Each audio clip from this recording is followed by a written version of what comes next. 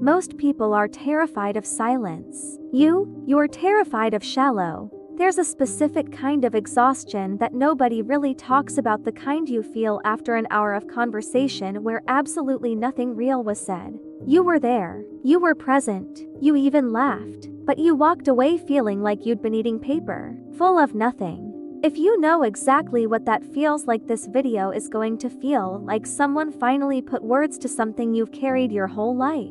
Let's start with something researchers have been quietly uncovering for years. A study published in Psychological Science by Matthias Mell found that people who engaged in more substantive conversations reported significantly higher levels of well-being, higher happiness, greater sense of purpose, more connection. The researchers weren't studying introverts or extroverts specifically, they were studying everyone. Which means this hunger for depth isn't some quirky personality trait of a select few. It's a deeply human need. It's just some feel it louder. Think about it like hunger. Everyone needs food, but some people can snack on crackers and feel satisfied, while others need a full meal. Deep conversationalists are the people who need the full meal. Small talk is the cracker. It doesn't nourish them. So what actually goes on in the psychology of someone who craves depth? What's happening beneath the surface? First, there's something called need for cognition, a psychological trait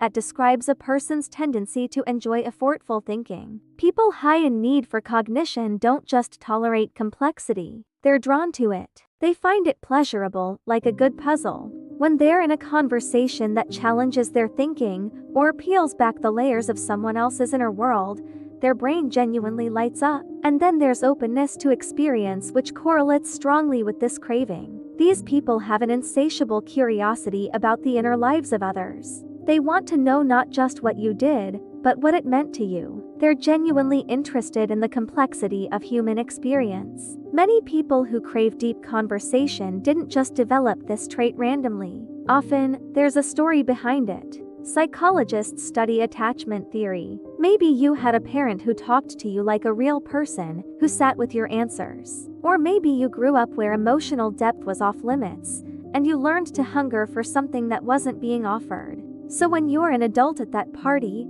part of what you're feeling isn't just boredom. It's a quiet, low-grade longing. You want someone to say something real. You want to feel, for just a moment, less alone in your own head. The paradox is that people wired for deep connection often experience profound loneliness, not because they can't connect, but because genuine connection is rare. They often describe the feeling of wearing a mask, going through social motions while their real self waits quietly in the back. We live in a culture that rewards quick wit and light banter. The person who steers conversation toward meaning is often met with discomfort. Research consistently shows that meaningful conversation is a primary driver of well-being. The hunger isn't a flaw, it's a compass. Now, the people who carry this craving also tend to carry something else with them, an unusual capacity for empathy. Deep conversationalists want to understand your specific experience. They want to know how life has shaped you, what's kept you up at night. Think about the best conversation you've ever had, the one that left you feeling lighter or more understood. Chances are, there was someone in that conversation pulling it deeper, sitting with the silence instead of filling it with noise. So what do you do with all of this, if this is you? First, stop apologizing for it. Your need for depth is not a burden. It is one of the most connective forces you can offer. Second, find your people. They exist. People who want to talk about grief and growth over coffee.